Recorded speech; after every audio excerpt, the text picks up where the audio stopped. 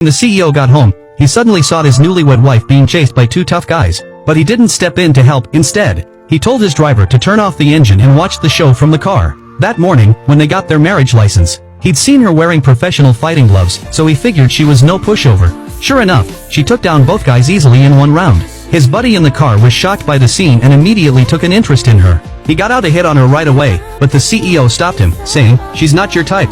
His buddy laughed and said, "Not my type? Then is she yours?" That one question made the CEO realize he actually kind of liked her. At dinner that night, the CEO made a point to tell her he'd fired the maid she hated. He also thoughtfully added that she could come to him directly if she needed anything from then on. But to his surprise, she just replied coldly, "I can handle stuff like this on my own." The CEO couldn't help wondering, what had she been through to become so unwilling to rely on others? Actually, her deadbeat dad and stepmom had abandoned her when she was little, and her grandpa had raised her all by himself. The only wish her grandpa had before he died was to see her marry the CEO. She'd agreed to the marriage just to put her grandpa's mind at ease. But on the day they got their marriage license, the CEO had been turned off by her weird outfit. He even thought she was in a hurry to marry him just to latch onto his family's wealth. He had no idea she'd only done it to keep her grandpa from dying with regrets. Unfortunately, when she rushed home, she was too late. Her grandpa had already passed away. Having lost her only family member, she completely fell apart emotionally. The next day at the funeral, the trust officer announced that her grandpa had left all his assets to her.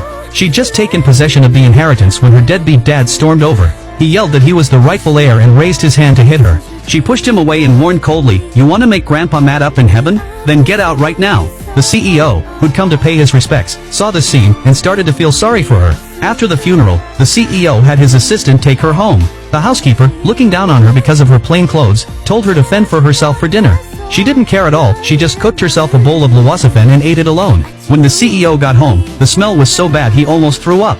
Then he pulled out their prenuptial agreement. He stated that once their 3-month marriage was up, they'd get a divorce, and he even offered to give her a house as part of the deal. She didn't care at all. She picked up a pen and signed it right away. She also said, "I won't take the house. I'm just crashing here for 3 months. I'm sure you, young Master G, need these 3 months to get something too. Good night." With that, she turned and left. The CEO thought she was just playing hard to get. He only hoped she'd behave and be a good CEO's wife for those 3 months. The next day, when she was at work, her deadbeat dad showed up again, forcing her to hand over her grandpa's inheritance. She laughed coldly and refused. "That's what Grandpa left me. If you want it, come and take it yourself." Her dad flew into a rage and tried to hit her. She fought back right away, backing him up repeatedly. Her colleagues heard the commotion and warned him that if he kept making trouble, they'd call security. Her dad had no choice but to slink away. But after work, her dad sent a few thugs to follow her. She simply pulled her car over to the side of the road and took down all those guys in a few moves. The CEO happened to see the scene. He became even more curious about his newlywed wife.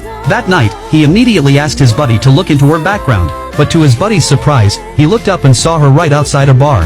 When the CEO heard that, he blew a fuse and rushed over there right away. At that moment, her best friend had dragged her onto the dance floor. She was just trying to drown her sorrows in alcohol, but a creepy guy tried to feel her up. Just in time, the CEO rushed over, beat the guy up, and then pulled her back to a private room. When his buddy saw her, he happily suggested they all have a drink. But the CEO just frowned and said, "No drinks." She sneered, "Real saintly of you. Then what are you doing in a place like this?" With that, she stood up and left. The CEO hurried after her and demanded to know why she'd come to a bar. But to his surprise, the drunk woman stumbled right into his arms. In that moment, all the CEO's anger vanished. He picked her up and carried her home. The next day, her best friend asked if her husband had given her a hard time the night before. She was about to answer when the CEO suddenly showed up.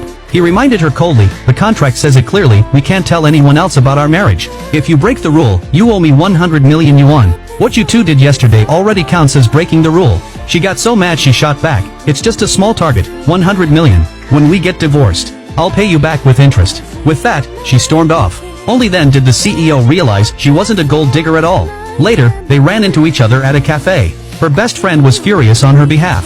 Her best friend even offered to split the penalty fee with her. Just then, the CEO arrived with his buddy. As soon as his buddy saw his dream girl, he was about to walk over. But the CEO did something that left him stunned. He walked over quickly, put his arm around her shoulders, and said calmly, "Let me introduce you. This is Tang Junyao, my newly married wife."